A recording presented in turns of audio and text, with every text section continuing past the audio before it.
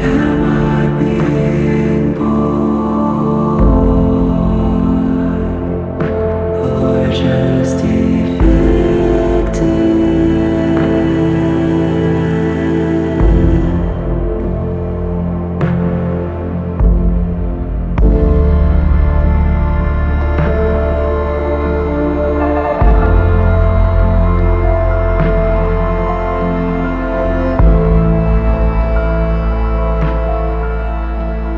If someone is not familiar with you and your music, can you kind of give us an elevator pitch about who you are as a creative?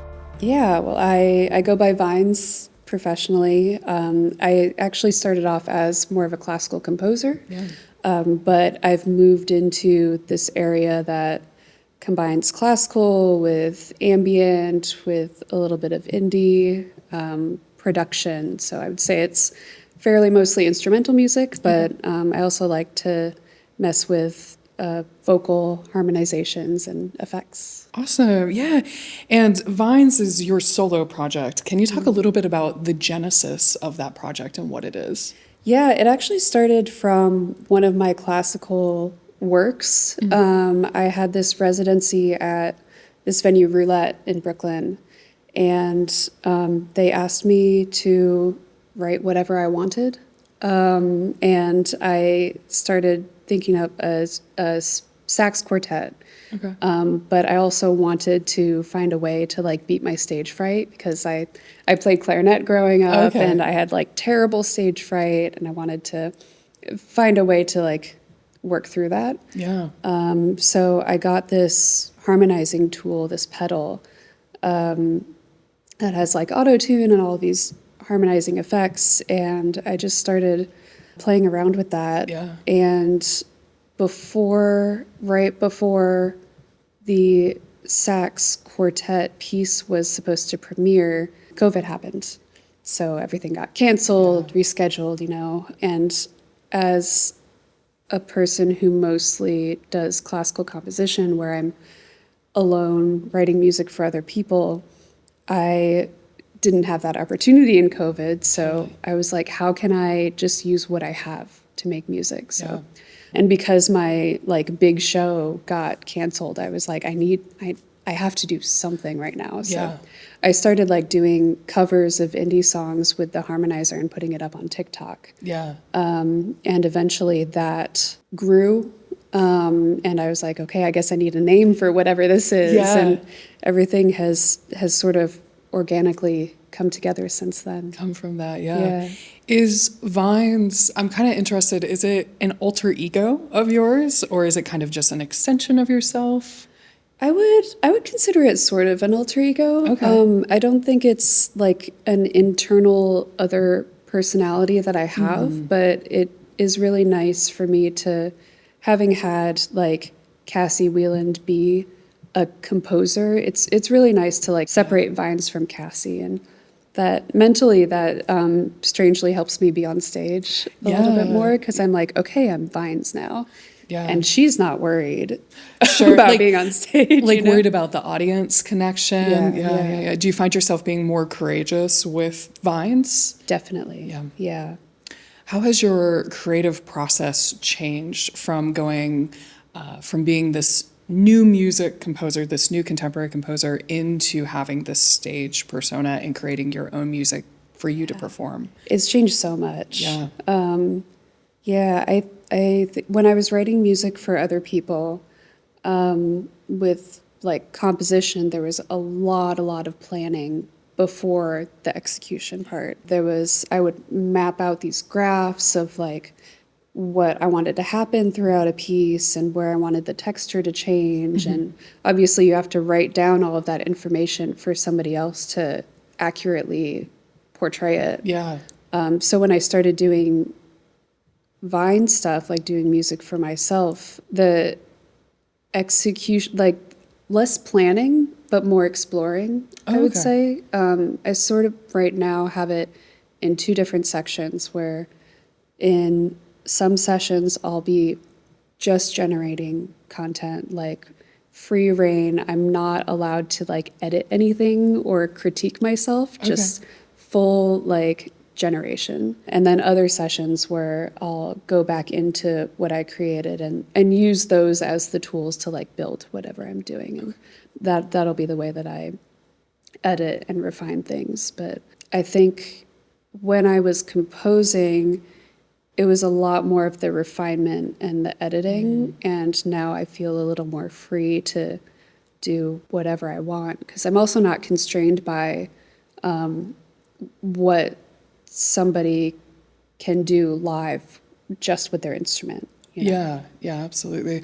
Do you find yourself, have you changed your tools? I know in some former interviews you were talking about using like Max MSP patches. Have you moved away from those type of digital tools or like traditional music notation when creating for Vines? I have, yeah. I actually was surprised last week when my Sibelius automatically renewed, and I was like, oh no, I don't know if I've used that this year. Like, do I need this? Yeah, I was like, oh, that's $100 that I probably should have kept track of.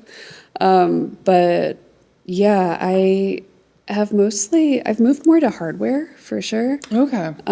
Yeah, I used to do stuff in Max MSP, mostly because you could build a tool for somebody else to be able to use that's custom to your piece. Yeah. But now I've been working with some pedal companies and some like plugin companies, and I've kind of moved to more generative tools, I guess, that are like already pre-built and like exploring with those. Yeah. Do you have any like favorite hardware or outboard gear that you really enjoy right now? I love my Eventide H90, I think it is. It's this incredible multi-effects. I tend to gravitate towards multi-effects tools, especially because they're convenient and I can have, it's less heavy to carry. Sure, stuff around, you know? Absolutely. Like trying to travel with it. Yeah, gotta consolidate where you can. But totally. My H90 is like a multi-effects tool that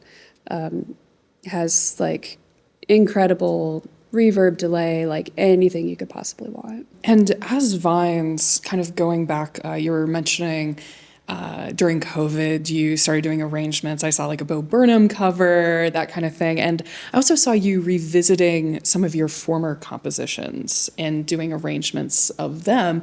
Can you talk about that process a little bit and how you choose the pieces that you want to revisit or arrange? Yeah, so I have a few pieces called the Vines versions, and those are actually Vines remixes of my classical works. And the first one came with my friend and collaborator, Adrienne Munden-Dixon, who she's in the Vines band now, and she'll be joining me on Friday. Very cool. But she was putting together a solo violin record, and my piece, Lung, was on it. She was performing it on the record. And as promotion for that record, she wanted me to remix. And at that point, the Vines project I had a cover out, but I still didn't really know what to do with it. So I was like, you know what? I've already got this material. Let's make a Vines version. Yeah. And then I already have the stems. Like, I don't have to record anything, which is great because my apartment's so noisy. Like, recording is not an option right now. Totally. So that's where it started. And that was the Lung Vines version.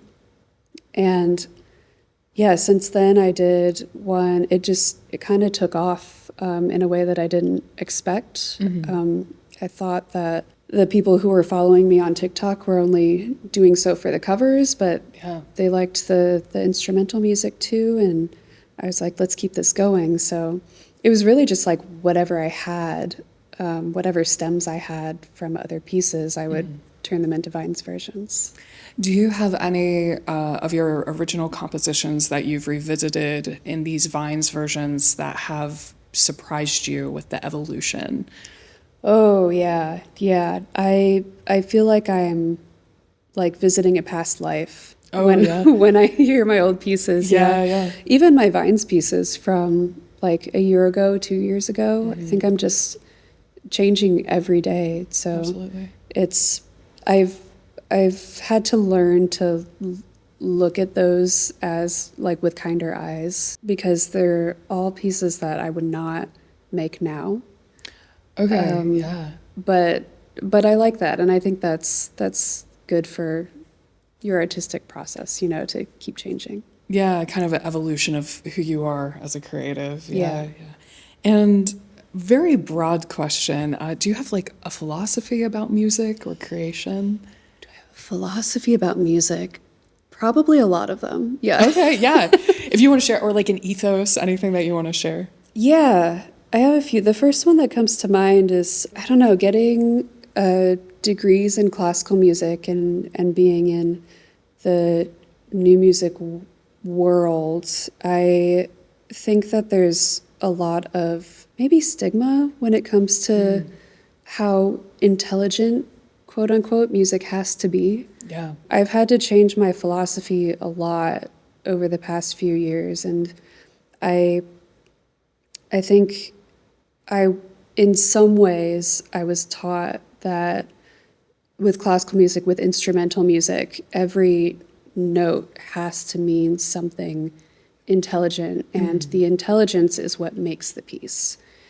And over the past year or so, I've kind of had to have an ego death of sorts, where I simply can't think that way anymore. It would just drive me insane, and I like the creating of the music, and I try to focus on the practice of it, and also sort of let go of a piece and kind of let it do its own thing too. And not every piece of music has to have this like crazy complex narrative behind it. Like my most popular song, I wrote it because I was bored, and I didn't think about what it meant or what I was trying to say. I kind of just let my subconscious just like express what it needed to, without mindfully thinking about what that meant to me in the moment. And it ended up being a piece that a lot of people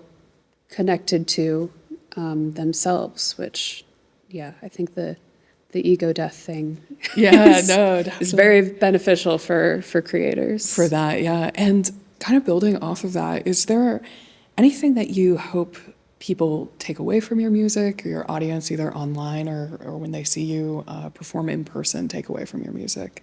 Yeah, I hope that if people are able to kind of use it to soundtrack their own lives a bit, or help like use it as a conduit to like feel whatever they need to feel, whether that's grief, joy, sadness, whatever.